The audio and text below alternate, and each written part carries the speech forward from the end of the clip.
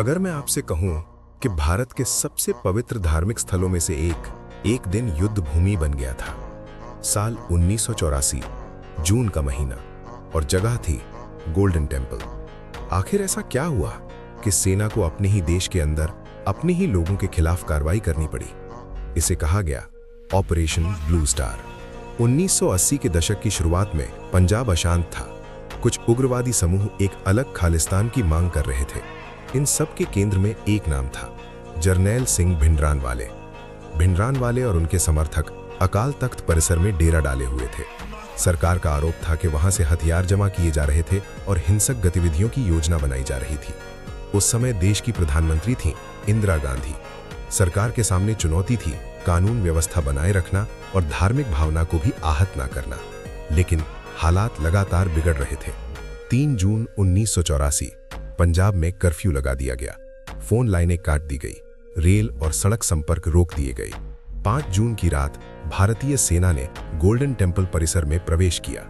ये मिशन कहलाया operation blue star. सेना को उम्मीद थी कि कार्रवाई जल्दी पूरी हो जाएगी, लेकिन अंदर से भारी प्रतिरोध मिला। गोलियों की आवाज, टैंकों की गड़गड़ाहट और पवित्र परिसर के अंदर युद्ध जैसा माहौल। 6 जून तक संघर्ष जारी रहा। सरकारी आंकड़ों के अनुसार सैकड़ों लोग मारे गए, हालांकि स्वतंत्र रिपोर्टों में संख्या अधिक बताई गई। इस ऑपरेशन में जरनैल सिंह भिंडरानवाले की भी मृत्यु हो गई, लेकिन सबसे बड़ा झटका था अकाल तख्त को हुआ भारी नुकसान। ऑपरेशन ब्लू स्टार के बाद देश में गहरा आक्रोश फैल गया। कई सिख समुदाय के लोगों ने इसे अपनी धार्मिक भावना पर आघात माना। तनाव बढ़ता गया और फिर आया 31 अक्टूबर 1984। प्रधानमंत्री इंदिरा गांधी की उनके ही सुरक्षा कर्मियों द्वारा हत्या कर दी गई। इसके बाद देश के कई हिस्सों में भयानक दंगे भड़क उठे। सबसे अधिक हिंसा हुई दिल्ली में। हजारों निर्दोष लोगों की जान गई। देश का सामाजिक ताना बाना गंभीर रूप से हिल गया।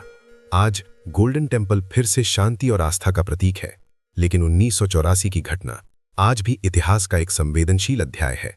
कुछ लोग इसे आवश्यक सरकारी कार्रवाई मानते हैं, कुछ लोग इसे धार्मिक स्थल पर अनुचित सैन्य हस्तक्षेप। सच्चाई इतिहास के पन्नों में दर्ज है, लेकिन घाव अब भी कई दिलों में बाकी है। ऑपरेशन ब्लू स्टार सिर्फ एक सैन्य कार्रवाई नहीं था, ये भारत के इतिहास का वो मोड़ था जिसने राजनीति, समाज और धर्म तीनों को गहराई से प्रभावित किया। इतिहास हमें सिखाता है संवाद और शांति ही सबसे बड़ी ताकत है।